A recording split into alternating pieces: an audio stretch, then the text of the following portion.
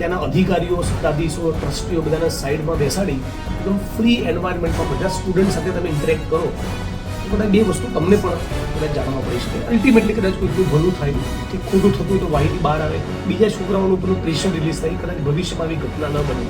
મહેસાણાના બાસણા મર્ચન્ટ કોલેજમાં ઉર્વશી શ્રીમાળીના આપઘાત કેસે એકવાર ફરી રાજ્યભરમાં ચર્ચા જગાવી છે.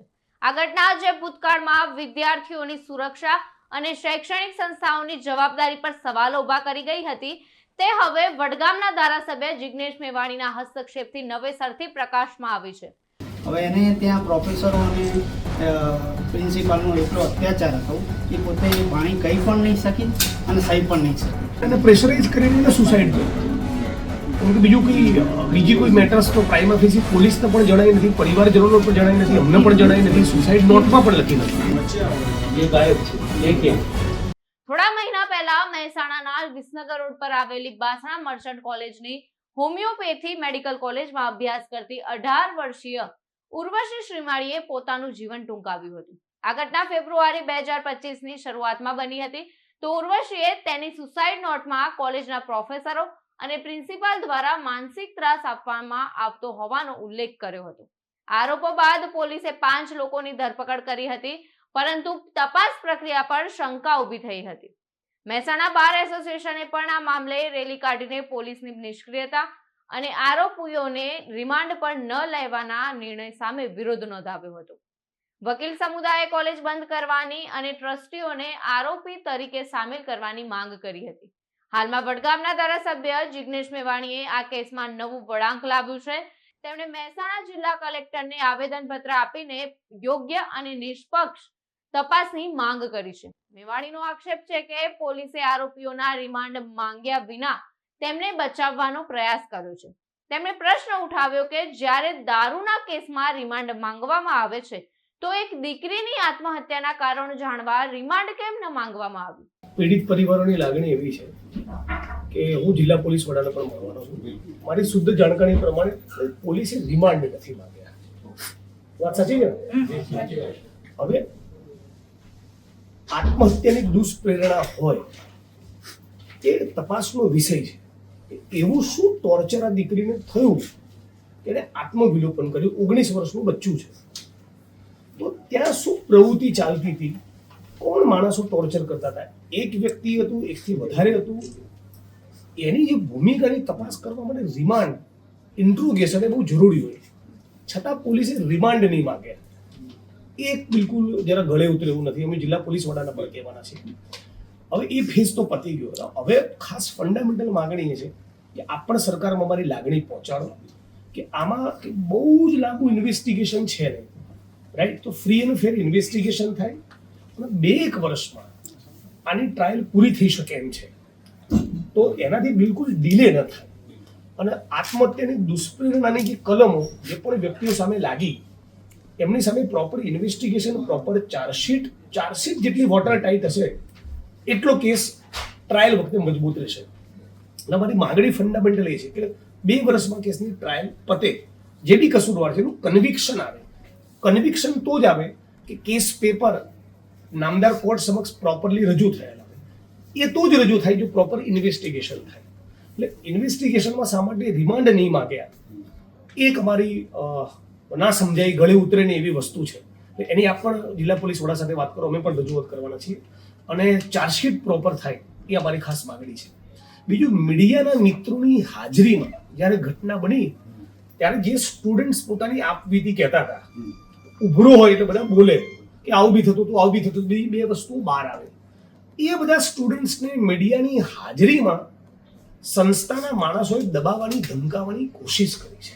અને ત્યાં સુધી એવું બોલ્યા કે સારું અત્યારે તમે બાઇટ આપી દો, પછી જોઈએ છીએ તમને. માનવ આશ્રમ ચોકડીયા જોઈ લઈશું. આ જે માણસ બોલ્યા આ બહુ સ્વાભાવિક ધમકી છે. એ માણસો કોણ? એને શા માટે એવું કેવું પડ્યું? એની સામે એટલીસ્ટ પ્રિવેન્ટિવ એક્શન લેવા એ પણ કશી કોઈ કાર્યવાહી થઈ નથી.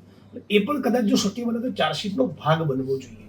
અને આ સંસ્થામાં એવું શું ચાલી રહ્યું છે જેના કારણે આટલા બધા યુવાનોએ, વિદ્યાર્થીઓ પોતાનો ઉકળાટ બહાર કાઢ્યો? એવું શું સંસ્થા છુપાવી રહી છે કે આવા પ્રેશરાઇઝ કરવા પડે, મીડિયાની સમક્ષ બાઇટ આપીને સારું તો આ માનવ ચોકડી તમે જોઈ લઈશ? આ થ્રેટ આ ધમકી કઈ છુપાવવાની કોશિશ છે. એટલે સંસ્થાની અંદર પણ એક પ્રોપર તપાસ થવી જોઈએ. આ મારી બહુ ખાસ લાગણી છે. એ તમે સરકારમાં બી પહોંચાડો. જિલ્લા પોલીસ વડા સાથે પણ અમે વાત કરીશું. બીજું કે આ સાથે જ સ્થાનિક સમુદાયમાં રોષ વધી રહ્યો છે અને ન્યાયની માંગ મજબૂત બની રહી છે. તો મેવાણીના આ પગલાથી તપાસ પ્રક્રિયા પર દબાણ વધ્યું છે અને કેસ ફરી ચર્ચામાં આવ્યો છે. આપ સૌ જાણો છો એમ વિસનગર રોડ પર આવેલી મર્ચન્ટ હોમિયોપેથિક કોલેજમાં થોડાક સમય પૂર્વે 19 વર્ષની માસૂમ દીકરી ઉર્વશી શ્રીમાળીએ અત્યંત શંકાસ્પદ પરિસ્થિતિમાં આત્મવિલોપન કર્યું.